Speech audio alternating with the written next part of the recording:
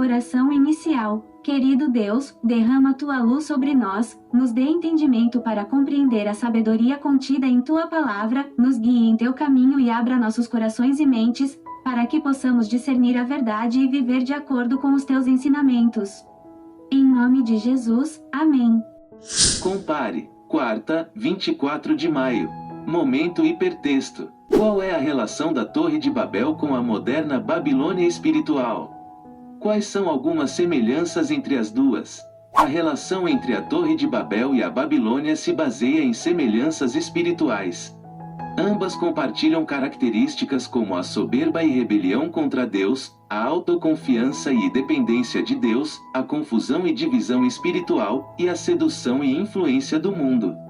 Embora não haja uma conexão direta entre os eventos históricos, esses paralelos representam ideias e tendências espirituais comuns. Como você harmoniza o conceito de que Jesus deu autoridade à sua igreja com o fato de que é perigoso colocar desta semana nossa experiência religiosa nas mãos de um líder espiritual? Quais são os limites da autoridade da igreja? Jesus concedeu autoridade à sua igreja para cuidar e guiar os cristãos, envolvendo a pregação do evangelho e instrução nas escrituras. No entanto, é preciso discernimento para entender os limites dessa autoridade. Colocar toda a nossa experiência religiosa nas mãos de um líder que, assim como todos nós, também é pecador, pode ser perigoso, pois eles também são falíveis e suscetíveis a erros. Os limites da autoridade da igreja devem estar em conformidade com os princípios e ensinamentos de Jesus, evitando uma imposição absoluta e incentivando a liberdade de consciência. Cada cristão é encorajado a examinar as Escrituras, buscar a orientação do Espírito Santo e desenvolver um relacionamento pessoal com Deus. A autoridade da igreja deve ser exercida com amor, humildade e serviço, capacitando os crentes a crescerem espiritualmente e se tornarem discípulos de Jesus. É essencial reconhecer os limites da autoridade da igreja e buscar discernimento espiritual individual, mantendo um relacionamento pessoal com Deus. Idolatria. Um dos pecados de Babilônia é apenas se curvar diante de estátuas? Por quê? De que maneiras você já caiu em idolatria? A idolatria vai além da adoração de estátuas ou ídolos físicos. Envolve colocar qualquer coisa ou pessoa acima de Deus, seja através da adoração de ídolos materiais, busca excessiva por poder ou fama, devoção a líderes religiosos ou práticas supersticiosas. A Bíblia condena fortemente a idolatria, pois desvia a devoção que pertence somente a Deus e substitui sua autoridade pelos desejos humanos. Portanto, a idolatria abrange qualquer forma de adoração ou devoção que se afasta do verdadeiro Deus, sendo um pecado que desvia a adoração legítima. Antes de ser batizado, eu era um grande admirador de várias bandas de rock. Eu tinha uma visão distorcida em relação aos artistas que eu gostava, considerando-os quase como seres perfeitos, quase deuses.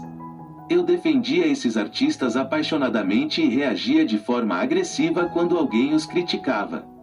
Com o tempo, percebi que isso era uma forma de idolatria, mesmo que eu não tivesse consciência disso na época. Quais são os paralelos entre Daniel 3 e a adoração forçada que ocorrerá quando a Babilônia espiritual voltar ao poder? Existem paralelos entre Daniel 3 e uma adoração forçada na Babilônia espiritual. Isso inclui a imposição de adoração obrigatória, a recusa à idolatria por parte dos crentes e a possibilidade de perseguição e consequências adversas para aqueles que se mantêm fiéis a Deus. Compare suas respostas com os textos a seguir: Mateus 16:18, Jeremias 50 de 33 a 38, Salmos 115 de 4 a 8, Jeremias 51 17 e 47, Êxodo 20 de 4 a 6. Esses textos bíblicos revelam importantes ensinamentos sobre a adoração a Deus e a condenação da idolatria. Vamos a eles. Mateus 16:18 diz: Pois também eu te digo que tu és Pedro, e sobre esta pedra edificarei a minha igreja, e as portas do inferno não prevalecerão contra ela. Essa passagem destaca a fundação da igreja por Jesus e a promessa de que ela resistirá às forças malignas. Jeremias 50 de 33 a 38 diz: Assim diz o Senhor dos Exércitos: os filhos de Israel e os filhos de Judá foram oprimidos juntamente, e todos os que os levaram cativos os retiveram, não os quiseram soltar. Mas o seu Redentor é forte, o Senhor dos Exércitos é o seu nome, certamente pleiteará a causa deles, para dar descanso à terra, e inquietar os moradores de Babilônia. A espada virá sobre os caldeus, diz o Senhor, e sobre os moradores de Babilônia, e sobre os seus príncipes, e sobre os seus sábios. A espada virá sobre os mentirosos, e ficarão insensatos. A espada virá sobre os seus poderosos, e desfalecerão. A espada virá sobre os seus cavalos, e sobre os seus carros, e sobre toda a mistura de povos, que está no meio dela, e tornar-se-ão como mulheres. A espada virá sobre os seus tesouros, e serão saqueados. Cairá a seca sobre as suas águas, e secarão, porque é uma terra de imagens esculpidas, e pelos seus ídolos andam enfurecidos. Neste trecho, é profetizado o juízo contra a Babilônia e a libertação do povo de Israel. Embora não mencione diretamente a adoração forçada, ressalta a queda e a punição de Babilônia, que simboliza a rebelião contra Deus. Salmos 115 de 4 a 8 diz: os ídolos deles são prata e ouro, obra das mãos dos homens. Têm boca, mas não falam, olhos têm, mas não veem. Têm ouvidos, mas não ouvem, narizes têm, mas não cheiram. Têm mãos, mas não apalpam, pés têm, mas não andam, nem som algum sai da sua garganta. A eles se tornem semelhantes os que os fazem, assim como todos os que neles confiam. Esses versos descrevem a futilidade dos ídolos e enfatizam que somente Deus é digno de adoração. Ele contrasta os ídolos que não têm poder ou vida com o Deus vivo e ativo. Jeremias 51, 17 e 47 diz: embrutecido é todo o homem no seu conhecimento, envergonha-se todo o artífice da imagem de escultura, porque a sua imagem de fundição é mentira e nelas não há espírito. Versículo 47. Portanto, eis que vem dias, em que farei juízo sobre as imagens de escultura de Babilônia, e toda a sua terra será envergonhada, e todos os seus mortos cairão no meio dela. Esses versículos falam da destruição e julgamento de Babilônia, com destaque para a futilidade dos seus ídolos e a punição que ela receberá por suas práticas idólatras.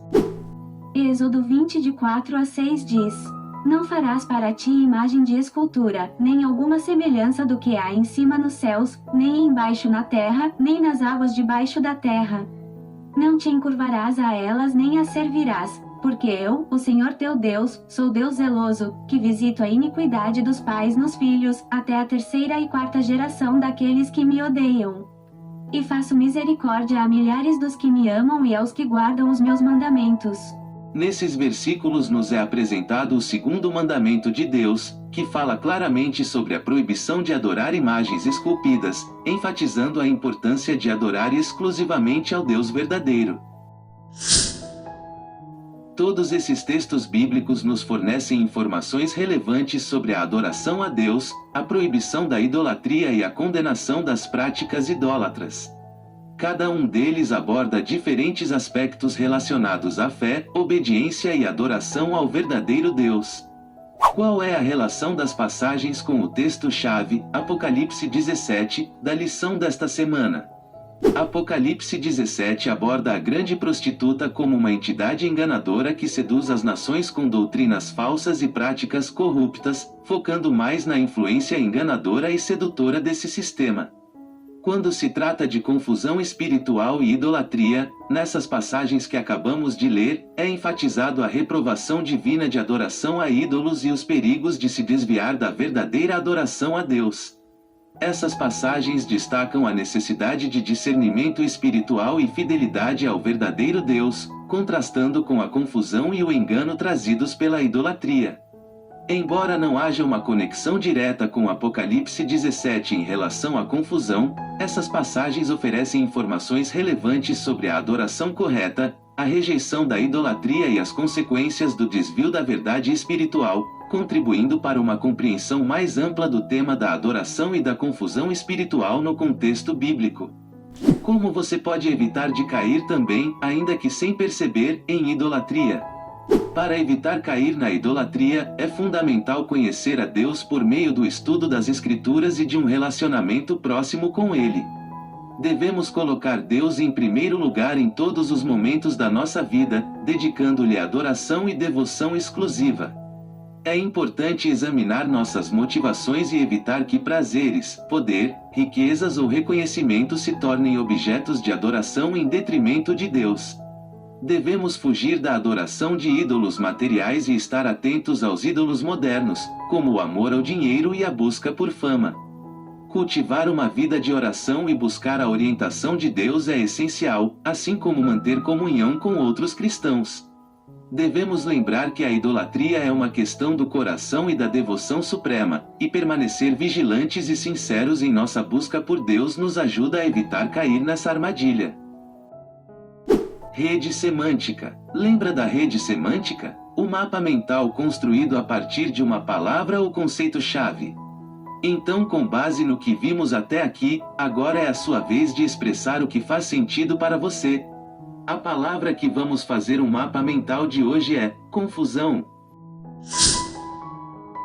Esse é o meu mapa mental com palavras relacionadas a confusão, desordem e incerteza, caos, desorganização, dúvida, desorientação, contradição, incompreensão, mistura, desconexão, perplexidade, desentendimento, desconforto, falta de clareza.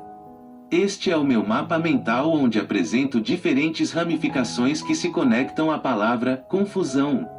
Cada palavra representa um aspecto ou um resultado da confusão. Faça o seu mapa mental também. Oração final. Querido e amado Deus, com gratidão em nossos corações, agradecemos por nos libertar da confusão. Tu nos trouxeste clareza e direção, nos guiando pelo caminho da verdade. Somos gratos por sua sabedoria e teu amor, que nos resgatou da escuridão e por nos conduzir à luz. Em nome e por amor de Jesus, amém.